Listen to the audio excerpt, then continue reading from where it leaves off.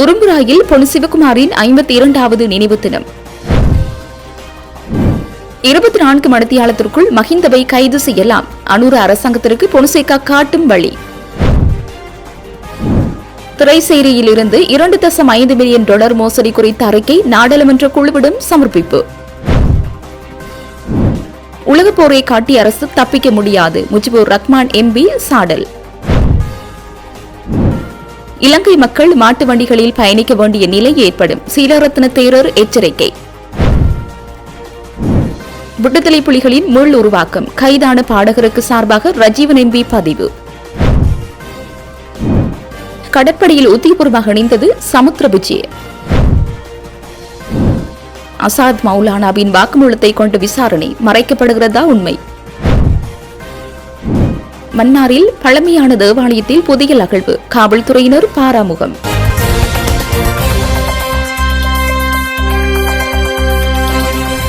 தமிழீழ விடுதலை போராட்டத்தில் உயிர் நீத்த முதல் தியாகி பொன் சிவகுமாரின் 52வது நினைவு தினம் இன்று இடம்பெற்றது. யாழ்ப்பாணம் உரும்பிராய் சந்தை வளாகத்தில் அமைந்துள்ள பொன் சிவகுமாரின் நினைவிடத்தில் குறித்த நிகழ்வு இடம்பெற்றது. இதன்போது சுடரேற்றப்பட்டு பொன் சிவகுமாரின் உருவச்சிலைக்கு மலர் மாலை அணிவிக்கப்பட்டு அஞ்சலி செலுத்தப்பட்டது. முன்னாள் ஜனாதிபதி மஹிந்த ராஜபக்ச தூக்கிலிடப்படாவிட்டால் ஜனாதிபதி அனுரகுமார திசாநாயக்க தலைமையிலான அரசாங்கம் நாட்டை கட்டி எழுப்பியுள்ளது என்பதை ஏற்றுக்கொள்ள முடியாது என ஃபீல்டு மார்ஷல் சரத் பொன்சேகா கூறுகிறார். கொழும்பில் இடம்பெற்ற நிகழ்வொன்றில் கலந்து கொண்டு உரையாற்றும் போது சரத் பொன்சேகா மேற்குறித்த கருத்தை வெளியிட்டுள்ளார். ஜனாதிபதி அனுரகுமார திசாநாயக்க உட்பட இந்த அரசாங்கம் எவ்வளவுதான் பெருமை அடித்துக் கொண்டாலும் மஹிந்த ராஜபக்சவுக்கு தண்டனை வழங்கப்படாவிட்டால் தற்போதைய அரசாங்கம் இந்த நாட்டை கட்டி எழுப்பியுள்ளார்கள் என்பதை நாங்கள் ஏற்றுக்கொள்ள மாட்டோம். இந்த நாட்டிற்கு கடமையையும் சேவையும் நிறைவேற்ற வேண்டும். இந்த அரசாங்க மக்களுக்கு சேவை செய்யும் தனது கடமையை அதனை நிறைவேற்றும் நாளில் நாங்கள் ஏற்றுக்கொள்வோம். இதுதான் யதார்த்தம், இதுதான் உண்மை. நாங்கள் அதிகாரத்தில் இல்லாவிட்டாலும் உண்மையை பேச நாங்கள் அஞ்ச மாட்டோம். 24 மணி நேரத்திற்குள் மஹிந்த ராஜபக்சவை கைது செய்யலாம். மஹிந்த ராஜபக்சவுக்கு வழங்கப்பட வேண்டிய தண்டனை அவர் தூக்கிலிடப்படுவதுதான் என்றும் ஃபீல்டு மார்ஷல் சரத் பொன்சேகா தொடர்ந்தும் வலியுறுத்தியுள்ளார். ஆஸ்திரேலிய நிறுவனம் ஒன்றுக்கு செலுத்தப்பட வேண்டிய $2.5 மில்லியன் வேறு தரப்பொன்றுக்கு மோசடியாக அபகரித்த சம்பவம் தொடர்பான அறிக்கை நாடாளுமன்ற குழுவிடம் சமர்ப்பிக்கப்பட்டுள்ளது. குறித்த அறிக்கை பொது நிதி தொடர்பான நாடாளுமன்ற குழு நேற்று கூடிய போது இந்த அறிக்கை அனைத்து உறுப்பினர்களுக்கும் வழங்கப்பட்டதாக குழுவின் தலைவர் ஹர்சரி சில்வா தெரிவித்துள்ளார். மேலும் அடுத்த வாரம் இந்த அறிக்கை ஆய்வு செய்யப்பட்டு நிதியமைச்சின் செயலாளருடன் விவாதிக்கப்படும் என்றும் அவர் குறிப்பிட்டுள்ளார். பொது நிதி தொடர்பான நாடாளுமன்ற குழுவின் தலைவர் ஹர்சரி சில்வாவின் வீட்டிற்கு தனிப்பட்ட முறையில் திரைசரி செயலாளர் குறித்த அறிக்கை அனுப்பிய போது அவர் அதை ஏற்க மறுத்து திருப்பி அனுப்பியிருந்தார். அறிக்கையை தனது வீட்டிற்கு அனுப்ப வேண்டாம் என்றும் அது நாடாளுமன்றத்திற்கு அனுப்பப்பட வேண்டும் என்றும் கூறி அவர் அந்த அறிக்கையை நாடாளுமன்றத்திற்கு அனுப்ப நடவடிக்கை எடுத்திருந்ததாக தெரிவிக்கப்பட்டிருந்தது. தேசிய புலனாய்வு சபையின் முன்னாள் பிரதானி சுரேஷ் சாலைவிற்கு ஆஸ்கர் விருது வழங்கப்பட வேண்டும் என சட்டமா அதிபர் திணைக்களம் தெரிவித்துள்ளது. சாலை மருத்துவர்கள் எதிரில் நடிப்பதாக சட்டமா அதிபர் திணைக்களம் மேலும் குற்றம் சுமத்தியுள்ளது. சுரேஷ் சாலை மனநல மருத்துவர்கள் எதிரில் நாடகமாடி வருகின்றார் என குற்றம் சுமத்தப்பட்டுள்ளது. சுரேஷ் சாலை தொடர்பில் மனநல மருத்துவ நிபுணரின் அறிக்கை ஏற்க முடியாது என சட்டமா அதிபர் திணைக்களம் மற்றும் பாதிக்கப்பட்ட தரப்பின் சார்பில் முன்னிலையான சட்டத்தரணிகள் நீதிமன்றத்தில் தெரிவித்துள்ளனர். சுரேஷ் சாலை மருத்துவ நிபுணர்களை கண்டதும் அழுது புலம்பி நாடகமாடி வருவதாக மேலதிக சொலிசிட்டர் ஜெனரல் திலீப பீரிஸ் தெரிவித்துள்ளார். சாலைவின் இந்த நடிப்பிற்கு ஆஸ்கார் விருது வழங்கலாம் என அவர் நீதிமன்றத்தில் தெரிவித்துள்ளார். 8 பயங்கரவாதிகளை தீர்த்து காட்டிய சாலை இவ்வளவு மென்மையானவரா என அவர் கேள்வி எழுப்பியுள்ளார். எவ்வாறு எனினும் சுரேஷ் சாலை கடும் மன அழுத்தங்களுக்குள்ளாகியுள்ளதாக அவரது சட்டத்தரணி சபீந்திர பெர்னாண்டோ நீதிமன்றத்தில் தெரிவித்துள்ளார். தற்போது நாட்டில் நிலவும் பொருளாதார சூழல் குறித்த அரசுக்கு முறையான புரிந்துணர்வு உள்ளதா அல்லது இந்த நெருக்கடிகளை அவர்களால் சரியாக நிர்வகிக்க முடிகின்றதா என்ற பலத்த சந்தேகம் எழுந்துள்ளது என்று ஐக்கிய மக்கள் சக்தியின் நாடாளுமன்ற உறுப்பினர் முஜிபுர் ரஹ்மான் ஊடகங்களிடம் தெரிவித்தார். சர்வதேச நாணய நிதியத்தின் திட்டத்தை மட்டுமே நம்பி அரசு இயங்கி வருகின்றதே தவிர நாட்டை மீட்டெடுப்பதற்கான மாற்றுத் திட்டங்களையும் அது முன்வைக்கவில்லை என்றும் அவர் குற்றம் சாட்டினார். நாட்டின் பொருளாதாரம் ஒரே இடத்தில் தேங்கி நிற்கும் நிலையை எட்டியுள்ளது என்று குறிப்பிட்ட நாடாளுமன்ற உறுப்பினர் புதிய முதலீட்டாளர் தொழிலாளர்கள் எவரும் நாட்டுக்குள் வரவில்லை என்றும் புதிய திட்டங்கள் எவையும் ஆரம்பிக்கப்படவில்லை என்றும் சுட்டிக்காட்டினார். தனியார் துறையின் முதலீடுகள் முடங்கியுள்ளதால் புதிய வேலைவாய்ப்புகளை உருவாக்குவதற்கான சாத்தியக்கூறுகள் இல்லாமல் போயுள்ளன. பொதுமக்கள் உணரும் வகையில் எந்த ஒரு சாதகமான மாற்றமும் பொருளாதாரத்தில் தெரியவில்லை. மாறாக அரசின் வெற்று பேச்சுக்கள் மட்டுமே இன்னும் தொடர்ந்து கொண்டிருக்கின்றன என்றும் குறிப்பிட்டார். நாட்டின் தற்போதைய பொருளாதார வீழ்ச்சி உலகளாவிய போர்தான் காரணம் என அரசு கூறுவது குறித்து கேள்வி எழுப்பிய முஜிபுர் ரஹ்மான், போரினால் உலகில் உள்ள ஒவ்வொரு நாட்டுக்கும் பாதிப்புகள் ஏற்படுவது உண்மைதான் என்றார். அமெரிக்கா போன்ற வல்லரசு நாடுகளுக்கும் கூட போரின் பாதிப்புகள் ஏற்பட்டுள்ளதை சுட்டிக்காட்டியவர் உலகளாவிய சூழலை காரணம் காட்டி அரசு தனது நிர்வாக தோல்விகளிலிருந்து தப்பித்துக் கொள்ள முடியாது என்றும் தெரிவித்தார். உலகில் இவ்வாறானதொரு போர்ச்சூழல் உருவாகப் போகின்றது என்பது குறித்து அரசுக்கு முன்கூட்டியே தெரிந்திருந்தது என்று குறிப்பிட்டவர், இதனால்தான் கடந்த ஜனவரி, பிப்ரவரி மற்றும் மார்ச் மாதங்களிலேயே வரவிருக்கும் நெருக்கடிகளை சரியாக எதிர்கொள்வதற்கு தேவையான தீர்க்கமான முடிவுகளை எடுக்குமாறு தாங்கள் அரசை வலியுறுத்தியதாகவும் நினைவூட்டினார். எனினும் அரசு அதற்கு தயாராக இருக்கவில்லை என்றும் அவ்வாறு திட்டமிட தவறியதன் மோசமான விளைவையே இன்று ஒட்டுமொத்த நாட்டு மக்களும் அனுபவித்து வருகின்றார்கள் என்றும் அவர் ஊடகங்களிடம் மேலும் கூறினார்.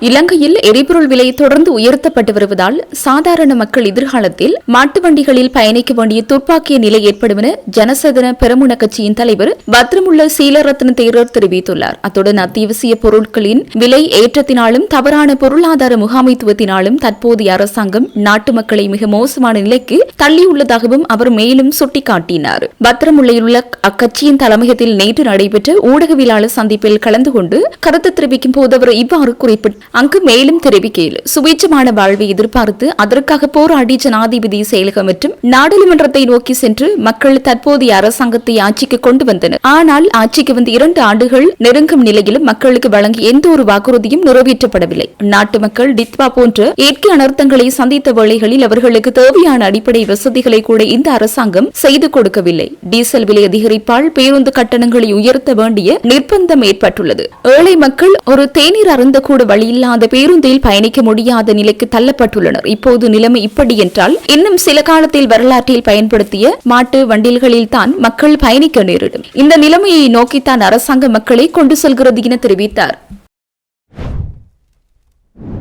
ஜனாதிபதி அனுர இலங்கையில் மீண்டும் யுத்த சூழ்நிலை உருவாகாது என்றும் விடுதலை புலிகள் போன்ற ஆயுத இயக்கங்கள் மேல் உருவாக வாய்ப்பில்லை என்றும் தெளிவாகவும் உறுதியாகவும் உள்ளதாக நாடாளுமன்ற உறுப்பினர் ரஜீவன் ஜெயச்சந்திரமூர்த்தி தெரிவித்துள்ளார். இந்த நிலையில் சில பாடல்கள் அல்லது கலை வெளிப்பாடுகளை மட்டுமே அடிப்படையாக கொண்டு அவை ஆயுதத்தை உருவாக்குகின்றன என்று வாதிடுவது யதார்த்தத்திற்கு புறம்பான அணுகுமுறையாகும் என்றும் அவர் குறிப்பிட்டுள்ளார். அவர் தனது உத்தியபூர்வ முகநூல் பக்கத்திலேயே இந்த விடயத்தை பதிவிட்டுள்ளார். அவர் மேலும் குறிப்பிட்டுள்ளதாவது, கலை, இலக்கியம் மற்றும் இசை என்பவை மக்களின் வரலாறு, நினைவுகள், உணர்வுகள் மற்றும் அனுபவங்களை வெளிப்படுத்தும் சமூக பிரதிபலிப்புகளாகும். அவற்றை குற்றம் சாட்டுவதற்கு பதிலாகவே தோன்றுவதற்கான சமூக மற்றும் அரசியல் பின்னணிகளை புரிந்து கொள்வதே முக்கியமானதாகும் என அவர் தெரிவித்துள்ளார். அத்துடன் தமிழ் மக்கள் இன்னும் பல தீர்க்கப்படாத பிரச்சினைகளை எதிர்கொண்டு வருகின்றனர். காணி, காணாமலாக்கப்பட்டோர், அரசியல் அதிகார பகிர்வு, பொருளாதார முன்னேற்றம், கல்வி மற்றும் வேலைவாய்ப்பு உள்ளிட்ட விடயங்களில் நியாயமான தீர்வுகள் தேவைப்படுகின்றன. இவ்வாறான அடிப்படை பிரச்சினைகள் முழுமையாக தீர்க்கப்படாதவரை மக்களின் உணர்வுகள்,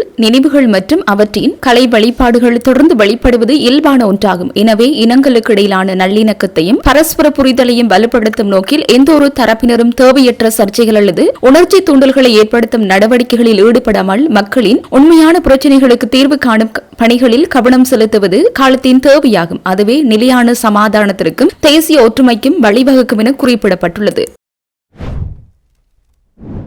லங்கா சதொச நிறுவனம் ஊடாக 25 அத்தியாவசிய நுகர்பொருட்களை நேரடியாக இறக்குமதி செய்வதற்கு கூட்டுறவு அபிவிருத்தி அமைச்சு நடவடிக்கை எடுத்துள்ளது. பொதுமக்களுக்கு தரமான நுகர்பொருட்களை நியாயமான விலையில் வழங்குவது உறுதி செய்யும் நோக்கில் இந்த நடவடிக்கை எடுக்கப்பட உள்ளது. குறித்த விடயத்தை கூட்டுறவு அபிவிருத்தி பிரதியமைச்சர் உபாலி சமரசேகர தெரிவித்துள்ளார். தற்போது சந்தையில் கிடைக்கப்பெறும் சில அத்தியாவசிய பொருட்களின் தரம் குறித்து நுகர்வோர் மத்தியில் எழுந்துள்ள கவலைகளுக்கு தீர்வு காணுவதே இந்த திட்டத்தின் முதன்மை நோக்கமாகும். அத்துடன் வர்த்தக சந்தையில் இடைத்தரகர்கள் காரணமாக நுகர்பொருட்களுக்கு ஏற்படும் கூடுதல் செலவினங்களை குறைத்து அதன் மூலம் பொதுமக்களுக்கு கூடுதல் நிதிச்சுமை ஏற்படுவதை தடுப்பதற்கும் இந்த நேரடி இறக்குமதி நடவடிக்கை எடுக்கப்பட்டுள்ளதாக அவர் மேலும் தெரிவித்தார். இந்த புதிய இறக்குமதி பொறிமுறையின் ஊடாக தரம் வாய்ந்த அத்தியாவசிய பொருட்கள் எவ்வித கட்டுப்பாடுமின்றி மிகவும் மலிவான விலையில் நுகர்வோரை சென்றடையும் என அமைச்சு எதிர்பார்க்கிறது.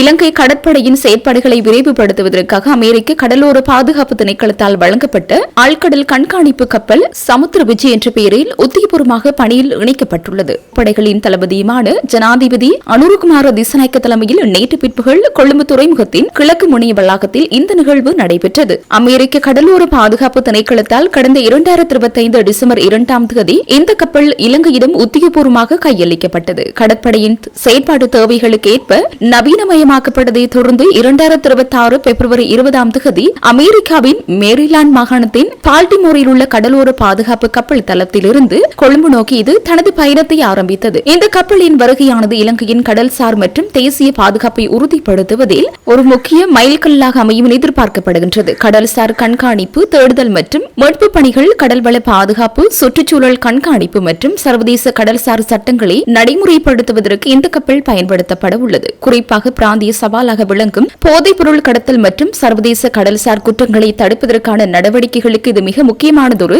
வளமாக அமையும். இந்த நிகழ்வின் போது கப்பலின் கட்டளை அதிகாரி கேப்டன் கயான் விக்ரமசூரிய கப்பலை உத்தியபூர்வமாக பணியில் இணைப்பதற்கான அதிகார பத்திரத்தை ஜனாதிபதியிடம் கையளித்தார். அதனைத் தொடர்ந்து கப்பலின் பெயர் பலகை மற்றும் உத்தியபூர்வ லட்சணையை திரை நீக்கம் செய்த ஜனாதிபதி கப்பலில் கண்காணிப்பு விஜயம் ஒன்றையும் மேற்கொண்டார். இதன்போது கப்பலின் செயற்பாட்டு தயார்நிலை குறித்து கடற்படை தளபதி விளக்கமளித்தார். மேலும் விசேட விருந்தினர் நினைவு புத்தகத்தில் நினைவு குறிப்பொன்றை பதிவிட்ட ஜனாதிபதி கப்பலின் பணியாளர்களுடன் குழுப்படத்திலும் இணைந்து கொண்டார். இந்த நிகழ்வில் அமெரிக்க பதில் தூதுவர் ஜேன் ஹோவல், சிரேஷ்ட பாதுகாப்பு அதிகாரி லெப்டினன்ட் கர்னல் மேத்யூ ஹவுஸ் உள்ளிட்ட அமெரிக்க உயர் அதிகாரிகளும் இலங்கை தரப்பில் துறைமுகங்கள், சிவில் விமான போக்குவரத்து மற்றும் வலுசக்தி அமைச்சர் அனுர கருணாதிலக்க, பாதுகாப்பு பிரதியமைச்சர் ஓய்வு பெற்ற மேஜர் ஜெனரல் அருணை ஜெயசகர, பாதுகாப்பு அமைச்சின் செயலாளர் ஓய்வு பெற்ற ஏர் வைஸ் மார்ஷல் சம்பத் துய்யகுந்தா, கடற்படை தளபதி வைஸ் அட்மிரல் காஞ்சன பானகோடு, முப்படை தளபதிகள் மற்றும் போலீஸ் மாதிபர் உள்ளிட்ட முக்கிய பிரமுகர்கள் பலரும் கலந்து கொண்டனர்.